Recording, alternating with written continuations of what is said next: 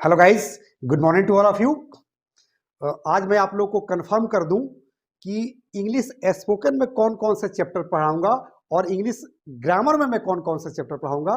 क्योंकि डेली आप लोग जो है पूछते हैं, डेली आप लोग कॉल करते हैं, व्हाट्सएप करते हैं, मैसेज करते हैं और कमेंट सेक्शन में जाकर कमेंट करते हैं कि सर इंग्लिश स्पोकन में कौन चैप्टर पढ़ाएंगे और इंग्लिश ग्रामर में कौन चैप्टर पढ़ाएंगे। तो आइए, वक्त आ गया है, वो टाइम आ गया है कि मैं आप लोग को कंफर्म कर दूं। तो सबसे पहले मैं आपको इंफॉर्मेशन दे दूं कि professionally I am an author. I have written so many books of English spoken and English grammar. मैं इंग्लिश स्पोकन और इंग्लिश ग्रामर के बहुत सारी किताबें लिख चुका हूं। कुछ किताबें मैं आप लोग को दिखा रहा हूं। ये देख रहे हैं ना, ये किताबें आपको दिख रही है। ये नर्सरी टू यूकेजी, पुस्तक नहीं अंग्रेजी सिखाने की, जादू है, जीरो टू हीरो, यानी कि ये 9 किताब की सीरीज है। तो मैं आपको एश्योर कर दूं कि इंग्लिश स्पोकन में और इंग्लिश ग्रामर में कोई भी चैप्टर मैं छोड़ूंगा नहीं। कुछ चैप्टर मैं लिखा देता हूं, लगभग 50 के आसपास मैं चैप्टर इंग्लिश स्पोकन और इंग्लिश ग्रामर में लिखा देता हूं। Any problem? तो आइए हम लोग देखते हैं कि कौन कौन से चैप्टर मैं पढ़ाने वाला हूं, यानी कि कंटेंट्स में मैं लिखा देना चाहता हूं। यानी कि सबसे पहला चैप्टर हम लोग पढ़ेंगे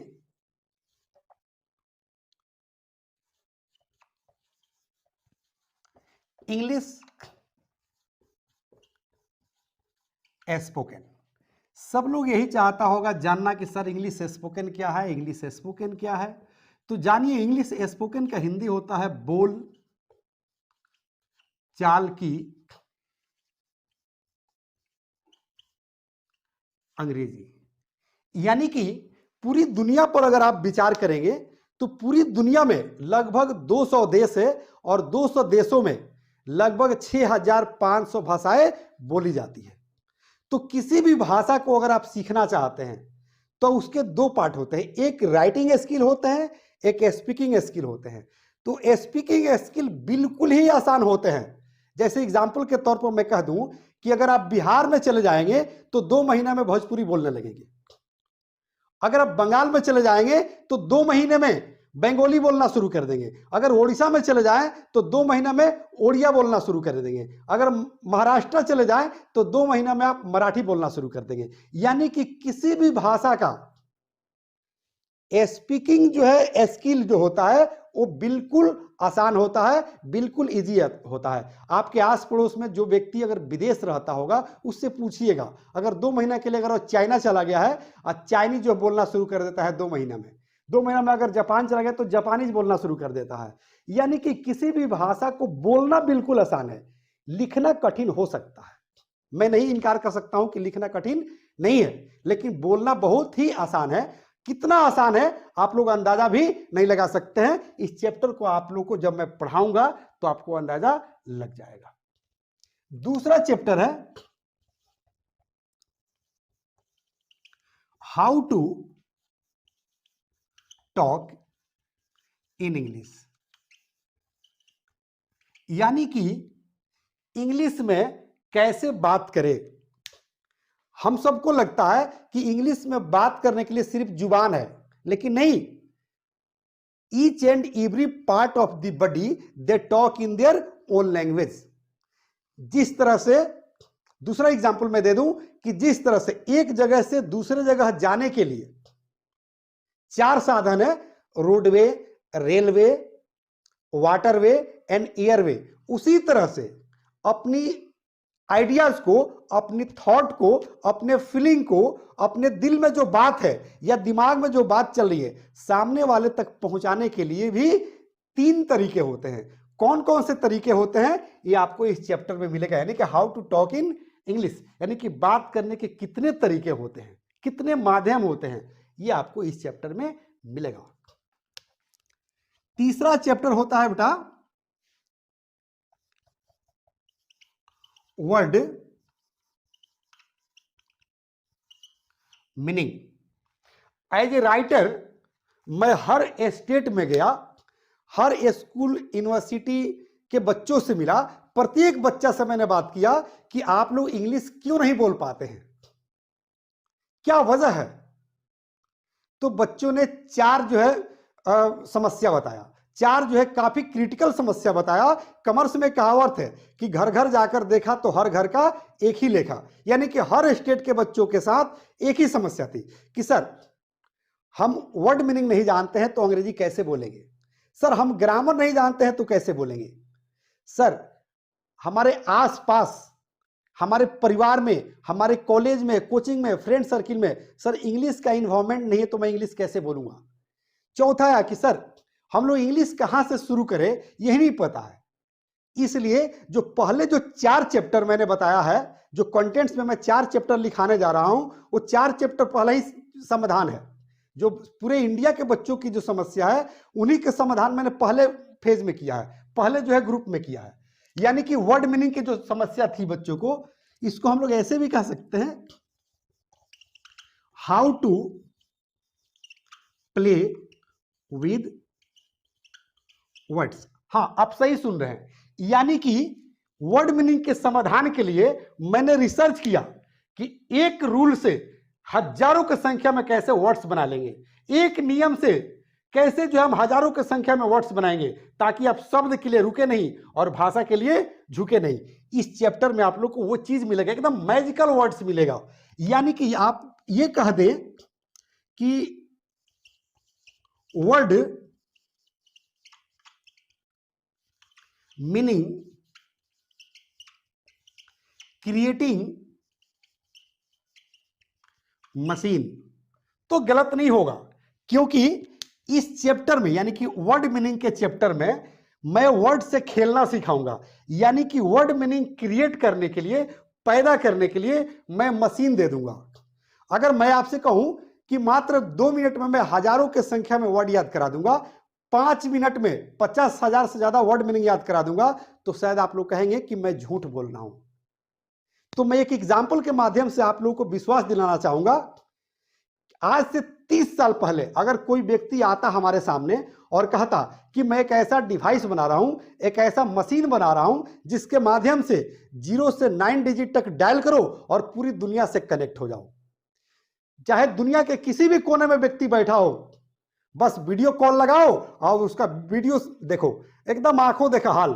यानी कि वो व्यक्ति क्या कर रहा है उस देश में, लाखों मील दूर रहकर, लाखों कोस दूर रहकर वो व्यक्ति क्या कर रहा है, आप यहीं से देख सकते हैं, उसका हर एक्टिविटी पर ध्यान रख सकते हैं। तो क्या हम लोग यकीन करते हैं? नहीं करते।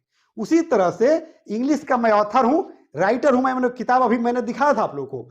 तो मेरा ये रिसर्च है कि वर्ड मीनिंग, एक रूल से हजारों की संख्या में वर्ड मीनिंग कैसे बना लेंगे। अगर यकीन नहीं तो आप लोग इस चैप्टर को जाकर देखिए, वर्ड मीनिंग जो है एक रूल से कैसे लाखों वर्ड्स हम बना सकते हैं, हजारों वर्ड्स बना सकते हैं। आइए जो है चौथा चैप्टर हम लोग पढ़ेंगे, from where to start our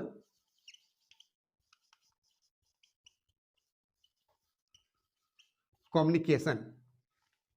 आया ना, ये 4 ही चैप्टर जो है बच्चों के माने महत्वपूर्ण जो है समस्या थी कि sir from where to start our communication, हम अपने स्पीकिंग कहां से शुरू करेंगे, टॉकिंग स्किल कहां से शुरू करेंगे, ये हमें पता नहीं है। तो इस चैप्टर में आपको बताया गया है, बताया जाएगा कि इंग्लिश स्पीकिंग कहां से आपको शुरू करनी है और कहां ले जाकर खत्म कर देनी है। अगर ये चैप्टर मिस कर गए तो समझिए कि आपकी इंग्लिश सीखने अधूरा रह जाएगा। इसलिए from where to start our communication नहीं छोड़े, ये मिस नहीं करे क्लास, क्योंकि इसमें 2 पार्ट में बांटा गया है। क्योंकि हर एज के बच्चों को इंग्लिश सिखानी है तो 2 पार्ट में बांटा गया है कि जो लोअर क्लास के बच्चे हैं, जैसे नर्सरी से यूकेजी से 1 से लेकर 5 तक, 5 से लेकर 10 और 10 के ऊपर तक, यानी कि 2 पार्ट में बताया गया है कि छोटे बच्चे इंग्लिश कहां से शुरू करेंगे, कहां खत्म करेंगे, और बड़े लोग इंग्लिश कहां से स्पीकिंग शुरू करेंगे और कहां पर खत्म करेंगे, ये आपको इस चैप्टर में बताया गया है। 5वां चैप्टर है इंग्लिश अल्फाबेटिकल कन्वर्सेशन। यानी कि इंग्लिश अल्फाबेटिकल कन्वर्सेशन, अल्फाबेट तो समझ रहे हैं, ABCD को अल्फाबेट बोलते हैं, ABCD यानी कि जेड तक को अल्फाबेट बोलते हैं। समझ आ रही है ना सबको? तो इंग्लिश बोलने के लिए नर्सरी, LKG, UKG के बच्चों को एकदम जीरो लेवल से सिखाया गया है। और ये आपको भी देखना है, भले आप हायर क्लास में पढ़ते हैं, इंटर, BA या MA कर रहे हैं, या कोई भी क्लास कर रहे हैं, या आप प्रोफेशनल है, डॉक्टर है, इंजीनियर है, IAS है, IPS है, कोई दिक्कत नहीं है। लेकिन अगर आप इंग्लिश बोलना नहीं जानते हैं तो और आपके परिवार में छोटा बच्चा है, नर्सरी, LKG, UKG का बच्चा है, उससे आप अंग्रेजी में कैसे बात करेंगे? क्योंकि आप अपने लेवल की बात करेंगे, आप अपने स्टैंडर्ड के अनुसार नर्सरी, LKG, UKG के बच्चों से तो बात नहीं कर सकते हैं, 1 से 5 के बच्चों को उससे तो बात नहीं कर सकते हैं। तो छोटे बच्चों से इंग्लिश में कैसे बात किया जाता है, वो चीज बताया गया है इंग्लिश अल्फाबेटिकल कन्वर्सेशन, यानी कि इस चैप्टर में मिलेगा। इसी का जस्ट आपको बाद चैप्टर मिलेगा हिंदी अल्फाबेटिकल कन्वर्सेशन, यानी कि ये बिल्कुल नया रिसर्च है कि हिंदी में भी अल्फाबेटिकल होता है। जैसे क, ख, ग, घ, यानी क से लेकर ज्ञ तक, अ से लेकर अ तक। तो हिंदी में इंग्लिश कैसे बात करेंगे, यानी कि हिंदी लैंग्वेज को इंग्लिश स्पीकिंग में कैसे मूव कर देंगे, कैसे मोड़ देंगे और बात करेंगे। ये मेरी अपनी रिसर्च है। क्योंकि आर्ट्स में 18 सब्जेक्ट है और साइंस में 6 सब्जेक्ट है, और हर सब्जेक्ट को अगर इंग्लिश में बात करना होगा तो कैसे मूव करके बात किया जाता है, ये आपको इन सारे चैप्टर्स में मिलेंगे। इसलिए हिंदी अल्फाबेटिकल कन्वर्सेशन भी नहीं छूटना चाहिए। 7 नंबर में आपको मिलेगा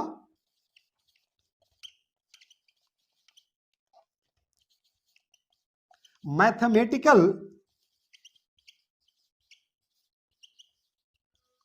कन्वर्सेशन, यानी कि मैथ को इंग्लिश स्पीकिंग में कैसे यूज करते हैं। यानी कि अगर मैं, आप सुने इंग्लिश मीडियम स्कूल, तो वहां पर तो मैथ को भी इंग्लिश मीडियम में पढ़ाई जाती है। तो अगर आप चाहते हैं कि इंग्लिश मीडियम यानी कि मैथ को भी इंग्लिश में बात करें, मैथ के लैंग्वेज को भी इंग्लिश में बात करें, तो आपको ये चैप्टर एकदम अर्जेंट हो जाता है, आवश्यक हो जाता है कि इस चैप्टर को मिस ना करें। इसको हम लोग मैथमेटिकल कन्वर्सेशन कहते हैं, मैथमेटिकल इंग्लिश स्पीकिंग स्किल कह सकते हैं। Chapter number 8, how to ask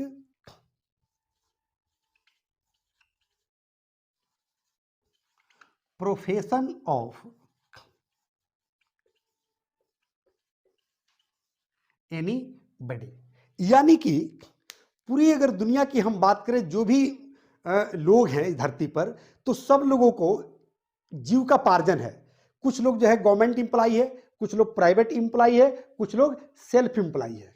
तो उसको अंग्रेजी में यानी कि इंग्लिश में कैसे पूछेंगे कि आप क्या करते हैं, आपका जीविकापार्जन क्या है, आपका रोजी रोटी क्या है, इसको अंग्रेजी में पूछने के लिए कैसे सेंटेंसों का प्रयोग करते हैं, अगर कोई आपसे पूछ दे तो कैसे उसको जवाब देते हैं। यानी कि इंग्लिश में कैसे कन्वर्सेशन करेंगे, कैसे कम्युनिकेट करेंगे कि आपका पापा क्या करते हैं, आपकी मम्मी क्या करती है, आप क्या करते हैं, यानी कि आपका जीविकापार्जन क्या है, ये जानने के लिए जो भी सेंटेंसेस है आपको इस चैप्टर में मिलेंगे। चैप्टर नंबर 9, इसमें हम लोग देखेंगे हाउ टू आस्क टाइम, यानी कि हम समय किसी से कैसे पूछेंगे, और यदि कोई हमसे अगर समय पूछ दे तो कैसे हम जवाब देंगे इंग्लिश में। इंग्लिश में समय कैसे पूछेंगे और कोई आपसे पूछ दे तो उसका जवाब कैसे देंगे। एकदम बिल्कुल आसान है, बिल्कुल इजी है। इस चैप्टर को पढ़िएगा तो मात्र 2 से 3 मिनट में आपको क्लियर हो जाएगा कि इंग्लिश में समय कैसे पूछते हैं और आपसे कोई पूछ दे तो कैसे जवाब देते हैं। इस चैप्टर को पढ़िएगा, आपको ऑटोमेटिक पता चल जाएगा कितना आसान है। Chapter number 10, how to ask price या रेट, किसी वस्तु का रेट कैसे पूछेंगे, उसका भाव कैसे पूछेंगे, उसका प्राइस कैसे पूछेंगे। किसी अगर आप दुकान पर चले गए हैं, किसी मॉल में चले गए हैं, किसी शोरूम में चले गए हैं और यदि आपको कोई वस्तु खरीदना है तो उसका रेट हम अंग्रेजी में कैसे पूछेंगे। और कोई अगर आपसे पूछ दे, अगर आप सेल्समैन हैं तो उसका कैसे हम जवाब देंगे। इसका बड़ी महत्वपूर्ण है। अगर विदेशों में अगर कोई व्यक्ति सेल्समैन का काम करता है या आप सेल्समैन के जॉब के लिए आप विदेश में जाना चाहते हैं तो ये बहुत बहुत महत्वपूर्ण चैप्टर बन जाता है कि चूंकि सेल्स में जाएंगे तो आपको खरीद बिक्री करना होगा। तो कैसे किसी व्यक्ति से, किसी दुकानदार से, किसी शॉपकीपर से, किसी मॉल में जो है जो सेल्समैन है उससे किसी वस्तु का रेट पूछेंगे। अगर आपसे कोई पूछ दे तो कैसे उसका हम जवाब देंगे। या आप ड्रेस पहने हुए हैं, आपके पास कोई वस्तु है तो पूछ दे कि आपका ड्रेस कितने का है, आपका कार कितने की है, आपकी मोबाइल कितने की है। तो ये सारे सेंटेंसेज, ये सारे टिप्स आपको इस चैप्टर में मिलेंगे, हाउ टू आस्क प्राइस या रेट। चैप्टर नंबर 11, इसमें हम लोग देखेंगे हाउ टू आस्क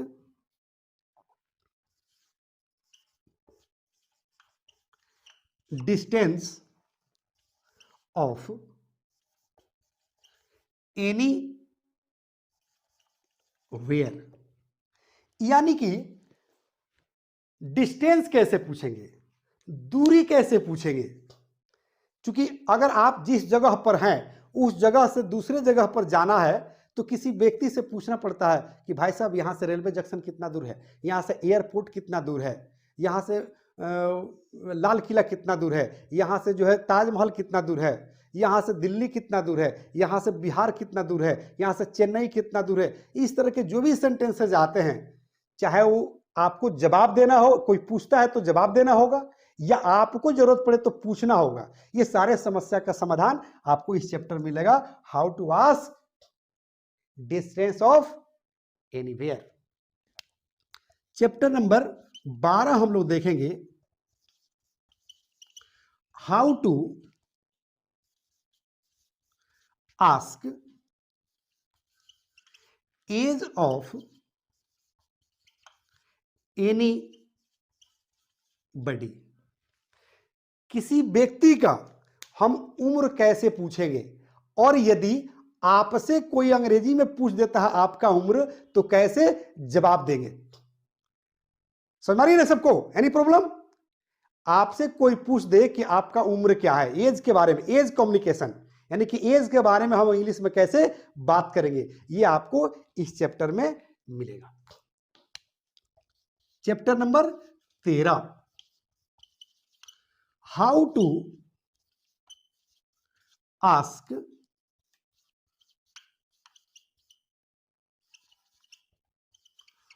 परमिशन। किसी परमिशन मतलब होता है इजाजत, अनुमति। किसी व्यक्ति से हम कैसे परमिशन लेंगे, या अगर आप स्टूडेंट हैं तो अपने क्लास में जाने से पहले टीचर से परमिशन लेना होता है। किसी ऑफिस में जाने से पहले ऑफिस में एंट्री के लिए परमिशन लेना होता है। कोई व्यक्ति अगर पार्क में बैठा हो तो उसके बगल में बैठने के लिए परमिशन लेना होता है। किसी व्यक्ति का अगर वस्तु आप यूज करना चाहते हैं, मोबाइल यूज करना चाहते हैं, कार यूज करना चाहते हैं, जो कुछ भी आप यूज करना चाहते हैं तो उससे आपको परमिशन लेना पड़ता है। इसलिए इस चैप्टर का नाम है हाउ टू आस्क परमिशन। चला, how to ask permission to anybody, यानी कि किसी व्यक्ति से कैसे परमिशन लेंगे, ये आपको इस चैप्टर में मिलेगा। यानी कि आइए हम 14 नंबर चैप्टर पढ़ेंगे, how to use imperative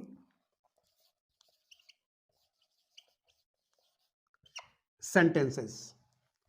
imperative sentence English speaking का एक महत्वपूर्ण चैप्टर है। अगर इंपरेटिव सेंटेंस अगर आपको आ गया तो समझिए कि 10% अंग्रेजी आप इसी तरह से बोलना शुरू कर देंगे। इसलिए इंपरेटिव सेंटेंस क्या है, क्योंकि इसके चैप्टर को कहते हैं lesson of order, request and prohibitory, यानी कि इस चैप्टर में आपको कैसे किसी को ऑर्डर देते हैं, कैसे किसी से रिक्वेस्ट करते हैं, कैसे किसी को मना करते हैं किसी काम को करने के लिए, ये सारे सेंटेंसेज आपको मिलेंगे इस चैप्टर में। कोई दिक्कत? तो आइए जो है हम लोग अब आगे देखते हैं चैप्टर नंबर 15।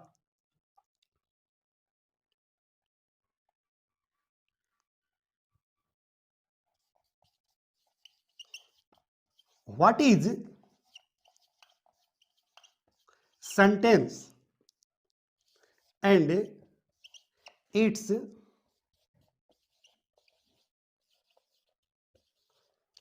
फॉर्मेशन। समझ बात रही है? यानी कि सेंटेंस क्या है, वाक्य क्या है। चूंकि आप इंग्लिश बोलते हैं तो किसी न किसी सेंटेंस को ही बोलते हैं, किसी न किसी वाक्य को बोलते हैं, चाहे कोई भी भाषा हो। तो सेंटेंस को कितने फॉर्मेशन होते हैं, एक वाक्य को कितने भाग में हम बांट सकते हैं। अगर हम इंग्लिश की बात करें तो इंग्लिश में एक वाक्य को 6 भाग में बांट सकते हैं इंग्लिश बोलते समय। जैसे मैं गरीब हूं, मैं गरीब नहीं हूं, क्या मैं गरीब हूं, क्या मैं गरीब नहीं हूं, मैं गरीब क्यों हूं, मैं गरीब क्यों नहीं हूं। इस तरह के जो सेंटेंसेस होते हैं, दुनिया के कोई भी सेंटेंस हो उसको 6 भाग में ही बांटा जाता है। वो सारे तरीके और सारे रूल्स आपको इस चैप्टर में मिलेंगे। यानी कि what is sentence and its formation. Any problem? यानी कि चैप्टर नंबर 16, व्हाट इज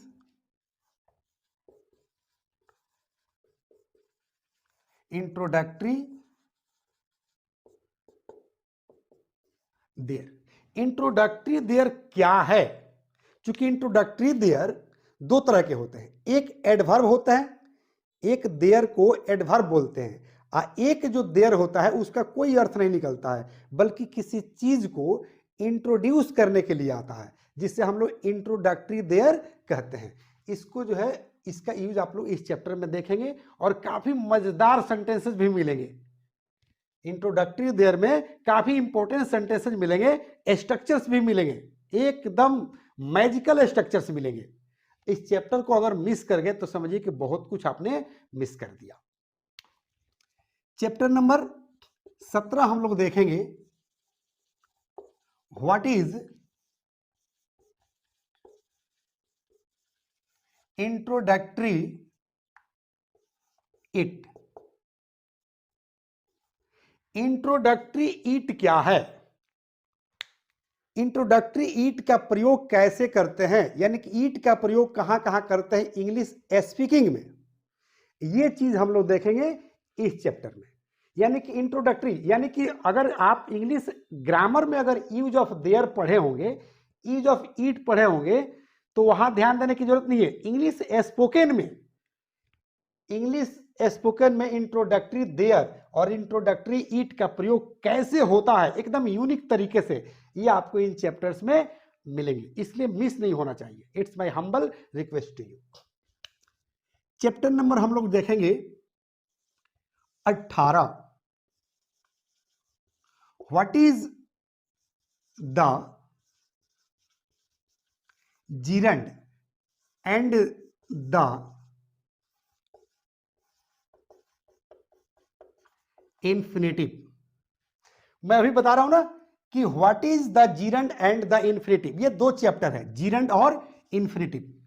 ये ग्रामर का चैप्टर है, इंफिनिटिव एंड जीरंड। लेकिन इंग्लिश स्पोकन में इसका इतना इंटरेस्टिंग यूज है, इतने इंपॉर्टेंट और इतने यूनिक तरीके से इस पर सेंटेंसेज आपको मिलेंगे कि आप सुनकर दंग रह जाएंगे। जैसे अगर हम कहें कि वादा करना बिल्कुल आसान है लेकिन निभाना बिल्कुल कठिन,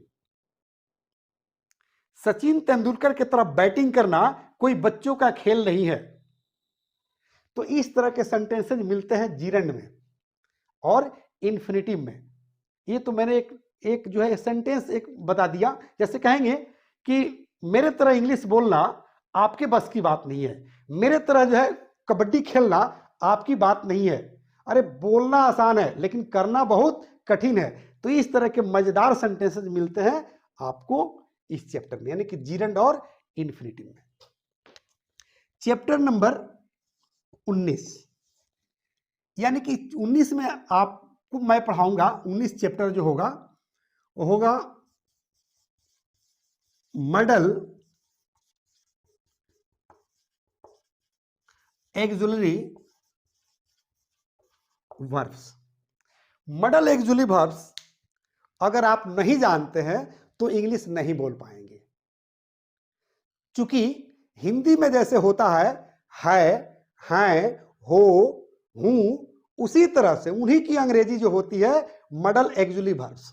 तो मॉडल एक्सुलरी वर्ब की संख्या 24 होते हैं, जैसे is, are, am, was, were, shall, should, may, might, can, could, need, dare, ये सब इनकी संख्या 24 है। और इंग्लिश स्पोकन में इसका यूज कैसे होता है ये आपको इस चैप्टर में मिलेगा, तब जाकर आप यूज कर पाएंगे मे का, कैन का, माइट का, कुड का, इज का, आर का, एम का, वाज का, वेयर का, डीड का, हैड का, हैव का, हैज का, ये सब आपको इस चैप्टर में मिलेगा, इसलिए ये चैप्टर मिस नहीं होना चाहिए। चैप्टर नंबर हम लोग 20 पढ़ेंगे, जिसमें आपको काफी मजेदार चीज मिलेगा, magical structures with dialogue. Magical structures यानी कि स्ट्रक्चर्स तो आप ग्रामर में भी पढ़ते होंगे, लेकिन स्पोकन में जो आपको स्ट्रक्चर्स पढ़ाए जाएंगे वाकई काफी इंटरेस्टिंग होंगे और काफी मजेदार होंगे, आपको पढ़ने में मन लगेगा, काफी दिल लगेगा। और डायलॉग के साथ, क्योंकि आपको इंग्लिश स्पीकिंग करना है, जो स्ट्रक्चर पढ़ाया जाएगा या जो पढ़ाया जा रहा है उस स्ट्रक्चर के साथ एक डायलॉग बनाया जाएगा। डायलॉग का मतलब फिल्म का डायलॉग नहीं कि ना गोलियों के बौछार से ना तलवार के धार से बंदा डरता है तो सिर्फ परवरदिगार से, इस तरह का डायलॉग नहीं, बल्कि इंग्लिश स्पोकन में स्ट्रक्चर जो पढ़ाया जाता है तो उस स्ट्रक्चर के बाद एक डायलॉग पढ़ाया जाता है इंग्लिश स्पोकन के फील्ड में, इंग्लिश स्पोकन सिखाया जाता है, तो ताकि आप इंग्लिश कैसे बोल सकते हैं, उस स्ट्रक्चर का कैसे यूज कर सकते हैं एक डायलॉग में, एक सेंटेंस में। आप ये समझ ले कि जैसे ऐसे लिखा जाता है, निबंध लिखा जाता है, शॉर्ट ऐसे लिखा जाता है, पैसेज लिखा जाता है, उसी तरह से डायलॉग जो है बोला जाता है इंग्लिश स्पीकिंग में। कोई स्ट्रक्चर पढ़ाकर और उस पर 2, 4, 10 लाइन इंग्लिश बोला जाता है उस स्ट्रक्चर को यूज करते हुए, that is called English speaking dialogue. Okay, आइए हम लोग अगला चैप्टर देखते हैं। 21 नंबर चैप्टर हम लोग देखेंगे, 24 आवर्स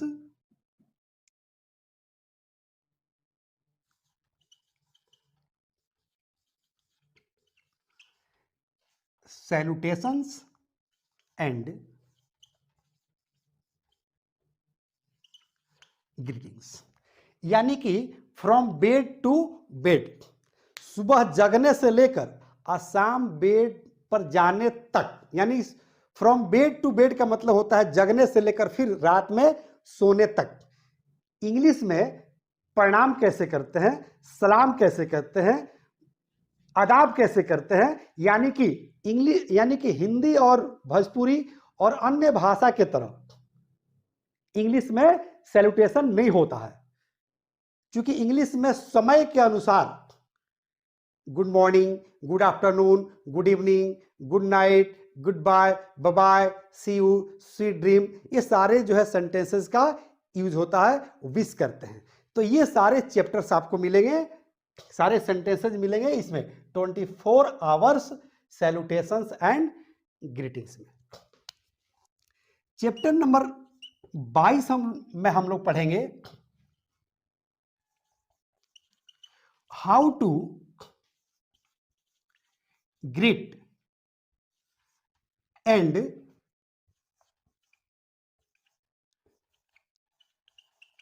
इंट्रोड्यूस योरसेल्फ।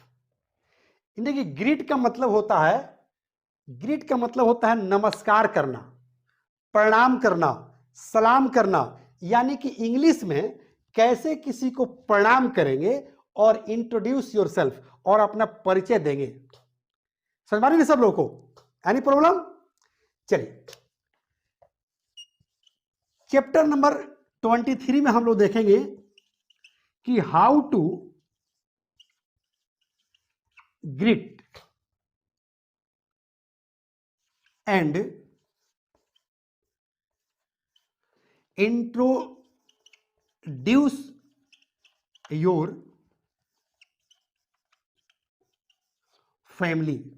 यानी कि अगर अपने फैमिली को इंट्रोड्यूस करना हो, अपने फैमिली का परिचय देना हो किसी व्यक्ति के सामने या किसी स्टेज पर, तो कैसे इंग्लिश में उसको ग्रीट करते हैं और कैसे फैमिली को इंट्रोड्यूस करते हैं, ये आपको इस चैप्टर में मिलेगा। चैप्टर नंबर 24 हम लोग देखेंगे how to greet and present your daily routine. यानी कि आपको स्टेज पर या किसी व्यक्ति के सामने पर्सनल अगर आपको ग्रीट यानी कि कैसे ग्रीट करेंगे, नमस्कार करेंगे और प्रेजेंट करेंगे अपने डेली रूटीन के बारे में कि सुबह से लेकर शाम तक यानी कि फ्रॉम बेड टू बेड आप क्या करते हैं, ये आपको इस चैप्टर में सीखने को मिलेगा कि कैसे उसको प्रेजेंट किया जाता है। आगे चैप्टर नंबर 25 हम लोग देखेंगे how to greet if you meet someone. यानी कि how to greet if you meet someone, यानी कि किसी व्यक्ति से आप अचानक मिल जाते हैं तो उसको ग्रीट कैसे करेंगे, और यू मीट समवन उससे यानी कि अचानक किसी व्यक्ति से मिलते हैं तो उससे आप कैसे बात करेंगे, क्या बात करेंगे और क्या बात करनी चाहिए, ये आपको इस चैप्टर में मिलेगा। यानी कि how to greet if you meet someone. Chapter number 26 में हम लोग पढ़ेंगे how to greet if you see off someone. See off का मतलब होता है अलविदा बोलना, रुखसत करना। अगर किसी दोस्त को या रिश्तेदार को अगर आप सी ऑफ कर रहे हैं, अलविदा कर रहे हैं, रुखसत कर रहे हैं, तो इंग्लिश में कैसे बात करेंगे, कौन से सेंटेंसेस का यूज करेंगे, ये आपको मिलेगा इस चैप्टर में। How to greet if you see off someone. समझ आ रही है? Any problem? आइए चैप्टर नंबर 27 में हम लोग पढ़ेंगे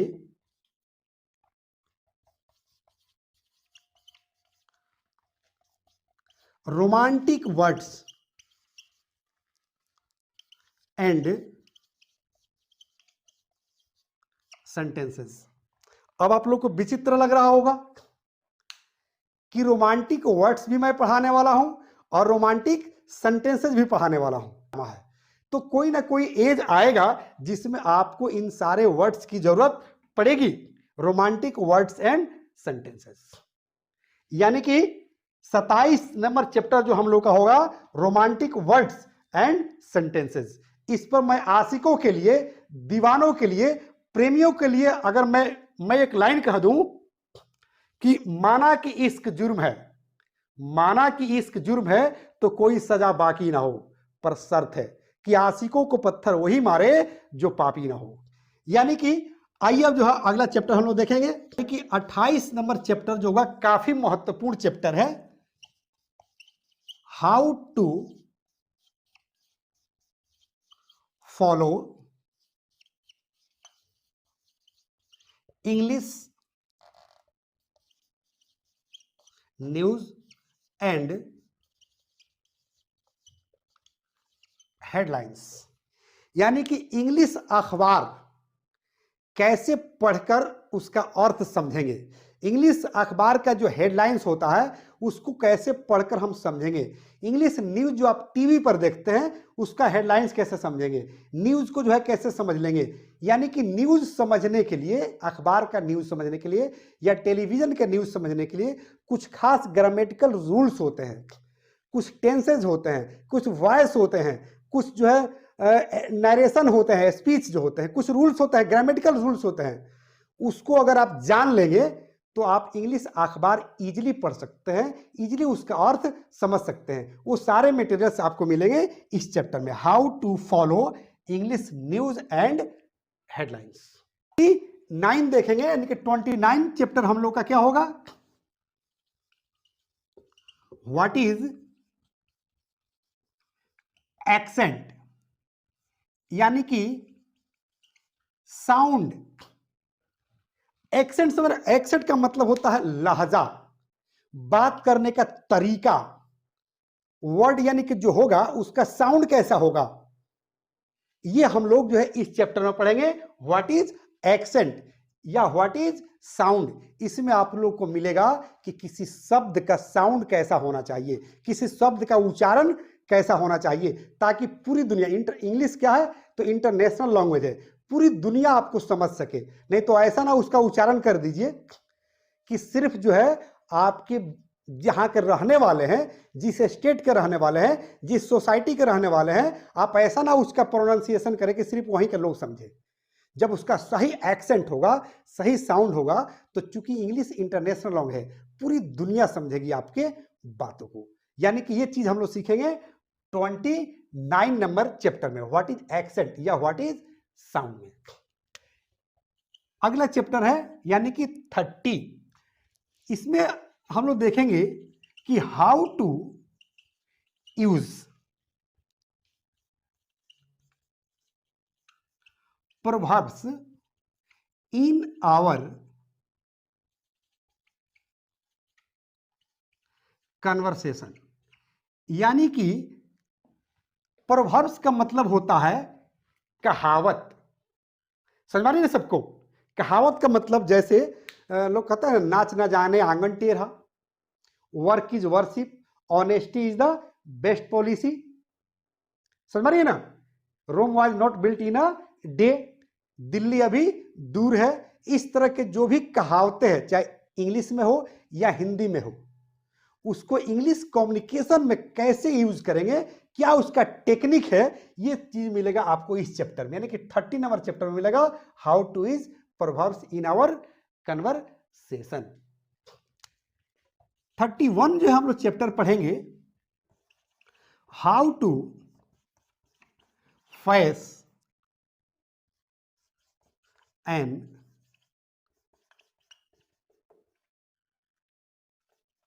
interview. How to face an interview, यानी कि 31 नंबर में हम लोग का जो चैप्टर होगा how to face an interview.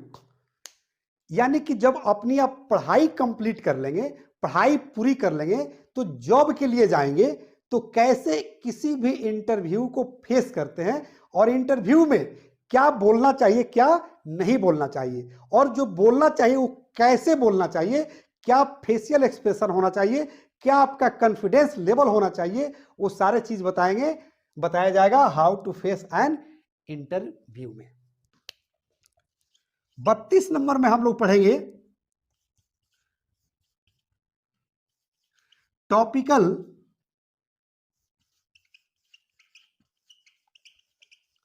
Knowledge.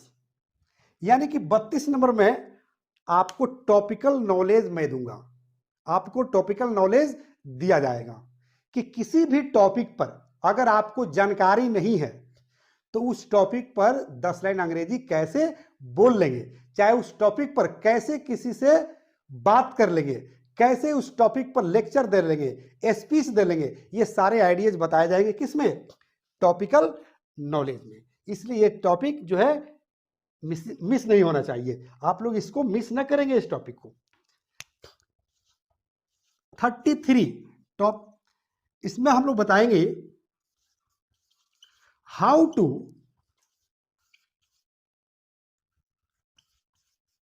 Cross debate. Debate का मतलब होता है वाद विवाद। अगर किसी मुद्दे पर, किसी टॉपिक पर अगर बातचीत चल रही हो और आपको उसमें क्रॉस करना है, आपको भी कुछ कहना है उस टॉपिक के बारे में, और 2 4 10 आदमी बात कर रहा है, तो कैसे क्रॉस करते हैं और कैसे क्रॉस करते हुए अपनी बातों को उसमें रखते हैं, यह चीज आपको सिखाया जाएगा हाउ टू क्रॉस डिबेट में। Any problem? और जो अगला चैप्टर होगा हम लोग का 34, यानी कि 34 चैप्टर हम लोग का होगा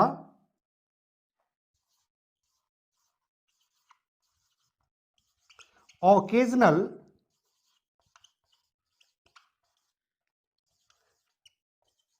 कन्वर्सेशन। ओकेजनल कन्वर्सेशन का अर्थ क्या होता है? तो किसी भी खास ओकेजन पर, जैसे आप बस स्टैंड में जाते हैं, रेलवे स्टेशन पर जाते हैं, एयरपोर्ट पर जाते हैं, अपने एडमिशन के लिए किसी स्कूल में जाते हैं, किसी यूनिवर्सिटी में जाते हैं, किसी कॉलेज में जाते हैं, किसी कोचिंग सेंटर पर जाते हैं, या फिर किसी भी आप ऑफिस में जाते हैं या किसी बैंक में जाते हैं, तो वहां कैसे हम बात करेंगे? These all are called occasional conversation. समझ रही ना? या किसी के बर्थडे सेलिब्रेशन में गए हैं, किसी के मैरिज पार्टी में गए हैं, तो वहां कैसे बात करेंगे? इसे हम लोग ओकेजनल कन्वर्सेशन कहते हैं। समझ रही है? आइए अगला हम यानी कि 35 हम लोग पढ़ेंगे, हमसे पूछिए। ये एक चैप्टर है, हमसे पूछिए। कहने के लिए तो हिंदी में है, लेकिन हमसे पूछिए ये इतनी स्ट्रॉन्ग चैप्टर है, इसमें आपको इतना एक्सपर्ट बना दिया जाएगा कि सामने आप खड़े रहिएगा और सामने वाले जितने भी लोग बैठे हुए, लाखों हजारों की संख्या में लोग बैठे हैं और आपसे सवाल कर रहे हैं और आपको स्मूथली उसकी जवाब देना है। आप ये समझ लीजिए कि आप बैठे हैं आपकी अदालत। आप लोग देखते हैं ना कि आपकी अदालत में कोई सेलिब्रिटी बैठ जाता है और जो है उससे क्वेश्चन किया जाता है और जो है उनको जवाब देना पड़ता है। तो हमसे पूछिए का मतलब ये समझ लीजिए कि आप किसी कोर्ट में बैठे हैं, किसी अदालत में, यानी कि जनता के अदालत में आप बैठे हुए हैं और पूरी जनता मिलकर आपसे क्वेश्चन कर रही है और आपको इंग्लिश में उसका जवाब देना है। ये काफी स्ट्रॉन्ग चैप्टर होता है। जब तक आपको इंग्लिश स्पीकिंग में आपको मैंने स्पीकिंग स्किल अगर आपके डेवलप नहीं किया है, अगर आप इंग्लिश स्पीकिंग में एक्सपर्ट नहीं है, तब तक आप इस चैप्टर को डील नहीं कर सकते हैं। पूरे हर तरह के टॉपिक पर भी आपको नॉलेज आपके पास होनी चाहिए। तो अगर आप सीरियली मेरा चैप्टर पढ़ रहे हैं, सीरियली मेरा क्लास कर रहे हैं, कोई क्लास मिस नहीं कर रहे हैं, तो ये चैप्टर बिल्कुल आपके लिए हवा हवा हो जाएगा, बिल्कुल आसान हो जाएगा। आइए हम लोग पढ़ेंगे अब चैप्टर नंबर 36 यानी कि 36, हाउ टू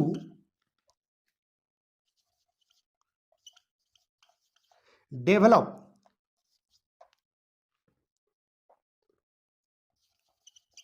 योर पर्सनालिटी। यानी कि ये कहते हम कि इसमें हम पढ़ाएंगे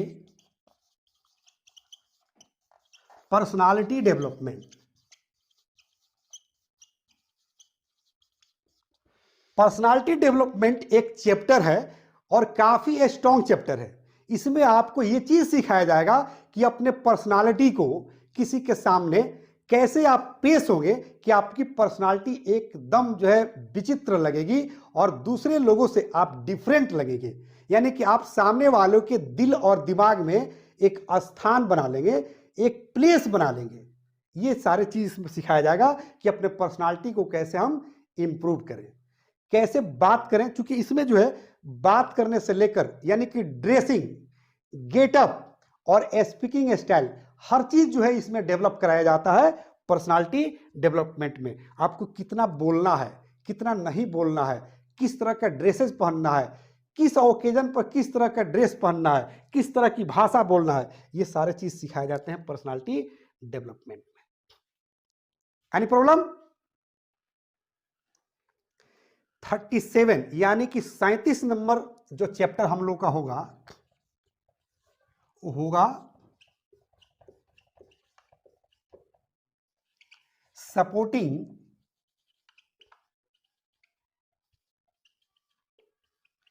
कन्वर्सेशन। सपोर्टिंग कन्वर्सेशन क्या है? जब किसी एक मुद्दे पर एक से अधिक व्यक्ति अगर बात कर रहे होते हैं तो उसमें सपोर्टिंग के लिए कुछ वर्ड्स होते हैं, कुछ सेंटेंसेस होते हैं जो जानना होता है। जैसे क्रिकेट हो रहा हो और 4 आदमी बैठकर उस क्रिकेट पर डिस्कस कर रहा है कि कौन प्लेयर्स कैसे खेल रहा है, तो सपोर्ट में बात कर रहा है, तो उसे हम लोग कहते हैं सपोर्टिंग कन्वर्सेशन। ये चैप्टर पढ़िएगा तो क्लियर हो जाएगा, इसकी जरूरत लाइफ में पड़ती है, हर जगह पड़ती है। 38 यानी कि 38 नंबर जो हम लोग का चैप्टर होगा वो होगा ग्रुप डिस्कशन। ग्रुप डिस्कशन क्या है?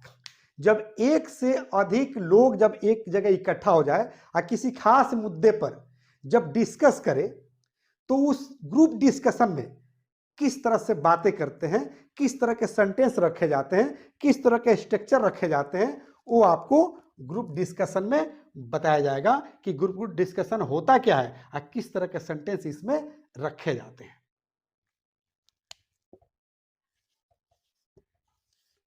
39 इसमें हम लोग जो है सिखाएंगे, जब पढ़ेंगे कि how to develop tricks. Tricks समझ रहे हैं ना? Tricks, how to develop tricks to defeat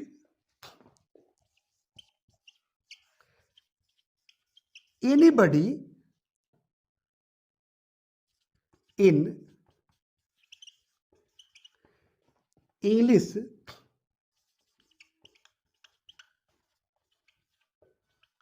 conversation. यानी कि how to develop your tricks. कुछ जो है ट्रिक्स दिए जाते हैं पर्सनालिटी डेवलपमेंट में, जिस ट्रिक्स के माध्यम से इंग्लिश कम्युनिकेशन में सामने वाला आपसे ज्यादा भी अगर जानकार हो, बेहतर भी बोलता हो, तो उस ट्रिक्स के माध्यम से उसको आप इंग्लिश कम्युनिकेशन में हरा सकते हैं। उसको ऐसा फील होने लगेगा कि आप उससे ज्यादा जानकार है, उससे अच्छा इंग्लिश बोल रहे हैं। वो सारे ट्रिक्स किसमें सिखाया जाएगा? How to develop tricks to defeat anybody in English conversation. हम लोग 14 नंबर पे पढ़ेंगे। 14 नंबर जो चैप्टर होगा वो होगा how to deliver a speech.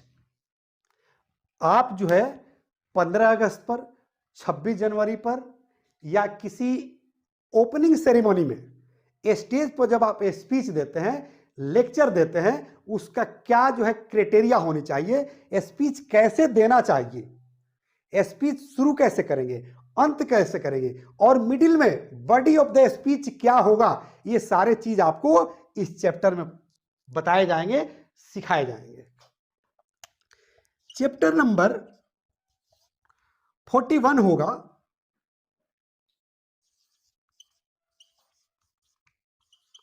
Question tags. Question tags क्या है? ये एक ग्रामर का चैप्टर है जिसका प्रयोग इंग्लिश कम्युनिकेशन में, इंग्लिश स्पीकिंग में, इंग्लिश टॉकिंग में धड़ल्ले होता है। जब ये चैप्टर पढ़ेंगे तो आपको पता चलेगा कितने विचित्र टाइप के सेंटेंसेस इसमें आते हैं जो हमारे डेली यूज में, कन्वर्सेशन में यूज होते हैं। ओके, 42 में हम लोग पढ़ेंगे एम्फैटिक सेंटेंसेस। सेंटेंस तो आप बहुत पढ़े होंगे, जैसे come here, go there, sit down, stand up, I am going, you are coming, he is coming. लेकिन एम्फैटिक सेंटेंस क्या है? इंग्लिश स्पीकिंग में इसका बहुत ही वाइटल रोल होता है, बड़ी जबरदस्त रोल होता है। जिस दिन ये चैप्टर पढ़ाऊंगा मैं इम्फैटिक सेंटेंस, तो आपको समझ में आ जाएगा कि इसका कितना जरूरी है इंग्लिश स्पीकिंग में। चैप्टर नंबर 43 हम लोग पढ़ेंगे मॉर्फीम। मॉर्फीम ग्रामर के एक चैप्टर है, लेकिन इस मॉर्फीम के अंतर्गत 2 चैप्टर और आ जाते हैं जिसे हम सफिक्स और प्रीफिक्स के नाम से जानते हैं, और इंग्लिश स्पीकिंग में उसका बहुत महत्वपूर्ण भूमिका होती है। इसलिए मॉर्फीम जब हम पढ़ाएं तो देखिए कि इसमें सफिक्स और प्रीफिक्स का कैसे रोल है, कितना मजेदार रोल है, कितना जबरदस्त रोल है कि इंग्लिश स्पीकिंग में मॉर्फीम का प्रयोग कैसे होता है, सफिक्स का प्रयोग कैसे होता है, प्रीफिक्स का प्रयोग कैसे होता है। 44 यानी कि 44 नंबर जो हम लोग का चैप्टर होगा वो होगा आर्टिकल। इंग्लिश ग्रामर में आर्टिकल का क्या रोल है ये मुझे बताने की जरूरत नहीं है।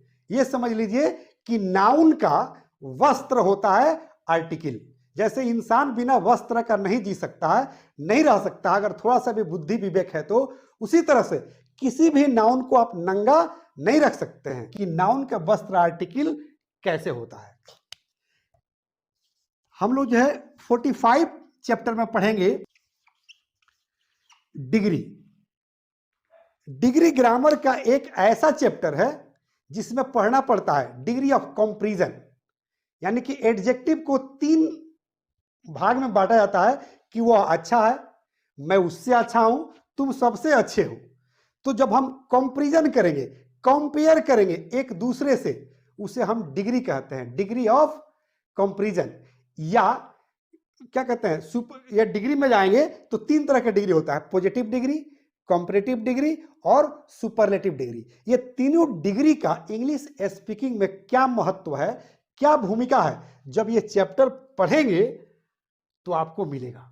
और ग्रामर में भी इसका क्या भूमिका है, जितना ही भूमिका इसकी ग्रामर में है उतना ही भूमिका इसकी इंग्लिश स्पीकिंग में भी है। यहां हम लोग पढ़ेंगे अब, यानी कि chapter number 46 parts of speech. Parts of speech grammar का एक ऐसा चैप्टर है जिसमें हर ग्रामर के हर चैप्टर को पढ़ जाना पड़ता है। पार्ट्स ऑफ स्पीच, इसका अगर अलग अलग हम अर्थ समझाने का प्रयास करें, पार्ट्स मतलब अंग, हिस्सा, ऑफ माने का, स्पीच तो मतलब समझ रहे, जो कुछ बोला जा रहा है वो एक स्पीच है। तो उस स्पीच में कौन ग्रामर के किस हिस्से में जाता है, ग्रामर के किस पार्ट्स में चला जाता है, उसे हम पार्ट्स ऑफ स्पीच कहते हैं। जैसे शरीर है ना, पार्ट्स ऑफ आवर बॉडी, तो इसको नाक कहते हैं, इसको बाल कहते हैं, इसको कान कहते हैं, इसको हाथ कहते हैं, इसको चेस्ट कहते हैं, इसको जो है लेग कहते हैं। उसी तरह से कोई भी सेंटेंस लिखा जाता है, उस सेंटेंस में कौन जो है नाउन है, कौन वर्ब है, कौन प्रीपोजिशन है, कौन आर्टिकल है, कौन टेंस है, कौन किस नाम से जाना जाता है। तो शरीर का जैसा नाम हमने बताया, उसी तरह से वाक्य जो लिखा जाता है सेंटेंस, उसका सबका नाम होता है। वो नाम पहचानने की अगर क्षमता अगर आएगी, कब आएगी, जब पार्ट्स ऑफ स्पीच पढ़ लीजिएगा तब आएगी। तो पार्ट्स ऑफ स्पीच ग्रामर का काफी महत्वपूर्ण चैप्टर होता है। अब हम लोग पढ़ेंगे 47 चैप्टर में हम लोग पढ़ेंगे प्रीपोजिशन।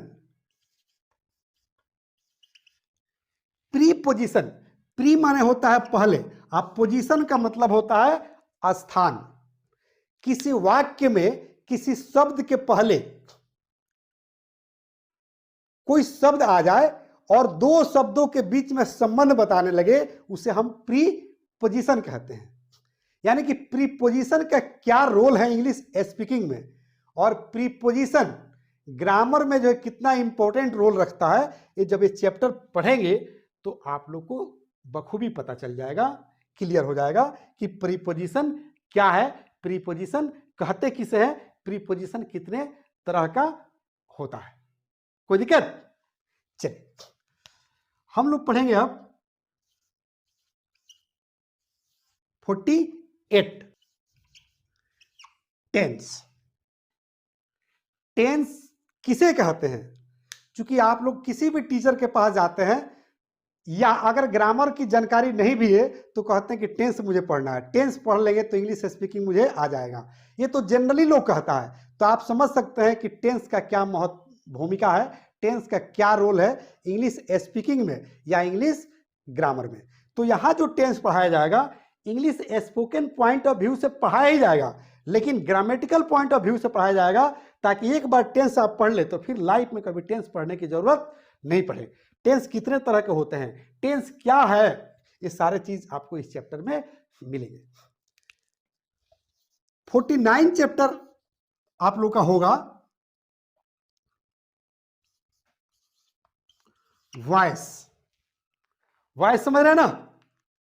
टेंस के बाद वॉइस आता है, यानी कि जब आपको वॉइस पढ़ाया जाएगा तो आप किसी तरह का कोई भी सेंटेंस आप ट्रांसलेट कर सकते हैं और सामने वाले से बोल सकते हैं। क्योंकि आपके नजर के सामने, एक ग्रामरियन के सामने, एक इंग्लिश स्पीकर के सामने दुनिया के कोई भी सेंटेंस अगर आ जाता है जिसे उसे बोलना होता है तो तीन पहलू को जज करता है, तीन तरह से उसे देखता है। एक देखता है टेंस के आधार पर, अगर टेंस के आधार पर है तो उसे बना देता है, और नहीं तो देखता है वॉइस के आधार पर। अगर टेंस के आधार पर सेंटेंस नहीं है, वॉइस के आधार पर है तो वॉइस पर बनाता है। अगर टेंस फेल कर गया, वॉइस फेल कर गया, तो तीसरे में देखता है सेंस के आधार पर कि सेंस के आधार पर यह सेंटेंस कैसे बनाया जाएगा। यानी कि तीन ही पहलू है, टेंस के आधार पर, वॉइस के आधार पर या सेंस के आधार पर। दुनिया के कोई भी हिंदी का सेंटेंस अगर अंग्रेजी में ट्रांसलेट किया जाता है तो तीन ही आधार पर, टेंस, वॉइस और सेंस। तो यहां पर यानी कि वॉइस में मैं आप लोगों को इंग्लिश स्पोकन के आधार पर अगर पढ़ाऊंगा, इंग्लिश स्पोकन के अगर आधार पर अगर वॉइस में पढ़ाऊंगा तो आप लोग को इंग्लिश मीडियम और हिंदी मीडियम दोनों से मैं पढ़ाऊंगा, ताकि इंग्लिश स्पीकिंग आपका एकदम स्ट्रांग हो सके। यानी कि वॉइस हम लोग पढ़ेंगे इंग्लिश मीडियम, उसके बाद हम लोग पढ़ेंगे हिंदी मीडियम से, ताकि वॉइस पर आपको कंप्लीट कमांड हो सके। चैप्टर नंबर 50 जो होगा आपका वो होगा सेंटेंस। अब सेंटेंस क्या है? सेंटेंस क्या है? क्योंकि सेंटेंस के तुरंत बाद जो चैप्टर होगा वो होगा नरेशन, यानी कि 51 नंबर पर होगा नरेशन। तो अगर आपको मैं नरेशन पढ़ाऊं, ग्रामर का काफी जो है महत्वपूर्ण चैप्टर नरेशन होता है, और नरेशन पढ़ने जाइएगा तो टीचर भी कहते हैं और बच्चे भी कहते हैं कि नरेशन बड़ी डिफिकल्ट पार्ट है, बड़ी डिफिकल्ट चैप्टर है। लेकिन मैं आपसे वादा कर रहा हूं, प्रॉमिस कर रहा हूं कि नरेशन इतना आसान तो ग्रामर का कोई चैप्टर ही नहीं है। नरेशन बिल्कुल हवा हवा है, एकदम हवे की तरह, चुटकी की तरह है ये। लेकिन कब? जब आपको सेंटेंस समझ में आ जाए तब। क्योंकि इंग्लिश ग्रामर में सेंटेंस 5 होते हैं। सेंटेंस कितने होते हैं? 5 होते हैं। और कौन कौन से वो सेंटेंस होते हैं, जब सेंटेंस में चैप्टर पढ़ाऊंगा तो बताऊंगा। अगर वो पांचों चैप्टर यानी कि पांचों सेंटेंस अगर जान गए कि सेंटेंस 5 होते हैं तो कौन कौन सी 5 होते हैं, अगर सेंटेंस को पहचानना जान गए तो नरेशन हवा हो जाएगा, एकदम हवा हवा। समझ में आ गई कि मैं प्रोफेशनली एक ऑथर हूं, एक राइटर हूं, और वो भी इंग्लिश का ऑथर हूं, इंग्लिश का राइटर हूं। और यहीं पर मैं लूंगा एक छोटा सा break. Thank you, have a nice day.